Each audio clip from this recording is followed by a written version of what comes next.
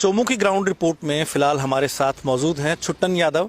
छुट्टन यादव लंबे समय तक बीजेपी के साथ जुड़े रहे थे, उसके बाद आरएलपी के चुनाव चिन्ह पे बीते चुनाव में ताल ठोकी थी। खास बात यह रही कि युवा छुट्टन यादव ने पहले ही चुनाव में एक बड़ी जनता का समर्थन हासिल किया था। छुट्टन जी, आप एक तरह से मैं आपको ये कह सकता हूँ कि जनता का प्रतिनिधित्व करने के लिए आपने चुनाव लड़ा। 4 साल हो गए आपके चुनाव को। 4 साल में ये स्थितियां किस तरह से देखते हैं आपकी, किस तरह की स्थितियां रही हैं कानून व्यवस्था के तहत या विकास कार्यों के तहत सरकार की? कार्तिक जी, जिस प्रकार से 2018 के चुनाव में आरएलपी तीसरी पार्टी के रूप में, विकल्प के रूप में राजस्थान में बनी और उसी के निमित्त मेरे को अवसर मिला और नौजवानों का नेतृत्व करने का अवसर मिला। 18 का इलेक्शन लड़ा, उसके बाद में निरंतर बाई इलेक्शन जो भी नगर पालिका के आए, चाहे पंचायती राज चुनाव हो, सब जगह हमने चुनाव भी लड़ाए और अच्छा मत इस जनता ने दिया। उसी के अनुरूप हम निरंतर इस क्षेत्र के नौजवानों के लिए, इस चोमू के आवाम के लिए मेहनत कर रहे हैं।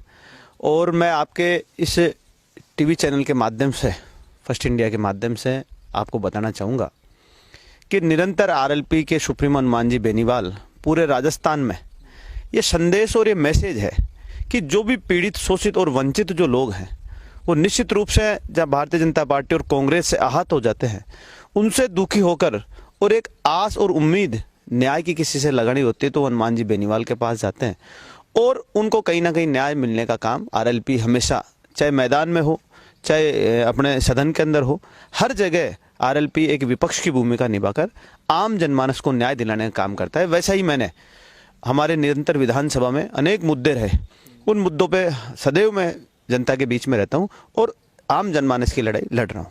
4 साल का कार्यकाल की अगर आपसे बात करते हैं छुट्टन जी, 4 साल का सरकार का कार्यकाल हो गया। जो वर्तमान विधायक हैं उनका 9 साल का कार्यकाल लगातार हो गया एक तरह से कहें तो। चोमू की आम जनता के नज़रिए से क्या स्थिति है विकास की और कामों की, सड़कों की, अगर मैं आपसे पूछना चाहूँ तो? मैं आपको बताना चाहूँगा कि भारतीय जनता पार्टी के जो वर्तमान विधायक हैं उनके हालात आप देखना कि 9 साल का उनका रेगुलर कार्यकाल है, जनता ने उनको अवसर दिया है, लेकिन उस अवसर का उन्होंने नाजायज़ फ़ायदा उठाया है। उन्होंने भूमाफियों को पनपाने का काम किया है, विकास का कोई उन्होंने काम नहीं किया। नगर पालिका में आप जाके देखिए क्या हालात बने हुए हैं, कैसे भ्रष्टाचार की भेंट छट गई नगर पालिका में निरंतर। इससे जो पूर्व जो चेयरमैन रहे वो 10 साल से भारतीय जनता पार्टी के चेयरमैन रहे। अब तक सीवरेज की बहुत बड़ी एक समस्या नगर पालिका की रही है, अब तक वो नहीं हो पाई।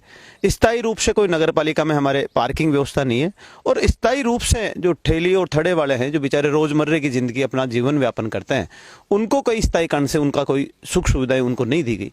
ऐसे अनेक प्रकार की जो योजनाएं जहां जनता तक और पहुंचना चाहिए, आम धरातल पर वो काम होना चाहिए, वो योजनाएं नहीं हुई। 4 साल की जो सरकार का जो कार्यकाल रहा है, ये विफलता का रहा है। आज किसान अपने आप में पीड़ित है, किस प्रकार से धोखा देकर किसानों के साथ कि हम 10 दिन में कर्जा संपूर्ण कर माफ करेंगे, 3500 रुपये बेरोजगारी भत्ता देंगे, नौजवानों को रोजगार देंगे, 4.5 लाख जो वैकेंसियाँ खाली पड़ी उनको पूर्ण करेंगे। लेकिन आप वैकेंसियों के हालात देखिए, कैसे नौजवान ग्रामीण परिवेश से जाकर शहर में तैयारी करता है, लाखों रुपए खर्च करता है, लास्ट टाइम होता है कि पेपर आउट हो गया। ऐसी अनेक प्रकार की समस्याएं विगत 4 वर्षों में रही है। ये सरकार के, मैं तो विफलता के 4 वर्ष कहूंगा कि इनके सफलता के नहीं, ये विफलता के 4 वर्ष रहे।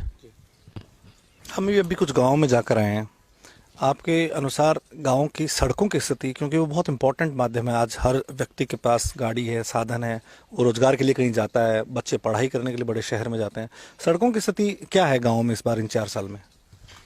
4 साल में आम जनमानस का जो रवैया है, आप भी लोग बीच में जाते हैं, जनता से आप सवाल पूछते हैं, जनता का एक ही मानस रहता है कि हमारे जो या वर्तमान के जो हालात राजनीति के बने हुए हैं, भारतीय जनता पार्टी का या हमारे जो विधायक है और पूर्ववर्ती जो कांग्रेस की जो वर्तमान जो सरकार है उसका एक्स एमएलए है, इन दोनों में इतनी तटस्थता है। अगर आम जनमानस कोई काम लेके जाएगा विकास के आधार पर कि साहब ये मेरा काम करवा दो विधायक साहब, तो विधायक बोलेगा साहब मेरी सरकार नहीं है। एक दूसरे के पास जाएगा पूर्व विधायक के साथ, वो बोलेगा साहब मैं सरकार में नहीं हूँ। ऐसे हालात हमारे चोमू के आम जनमानस के बने हुए। विकास का कोई एजेंडा नहीं है, इनका एजेंडा है कि फूट डालो राज करो, एक दूसरे को लड़ाओ और लड़ा के फूट डाल के राज करने का। इसके अलावा इन्होंने कुछ काम किया ही नहीं। आज तक अगर काम करते, इतना हम राजधानी के नज़दीक रहने वाले हैं, राजधानी में सब कुछ जो व्यवस्था है, चाहे सब्जी ले लो, चाहे दूध ले लो, अनेक ऐसे जो रोजगार के अवसर राजधानी को, हम यहाँ के आसपास के जो लोग हैं, ग्रामीण परिवेश के लिए जो लोग हैं, राजधानी में सुबह 3 बजे उठ के जाते हैं, 10 बजे तक वापस अपना व्यापार करके आते हैं। राजधानी के नज़दीक शहर होने के बाद भी हम बिशलपुर परियोजना से नहीं जुड़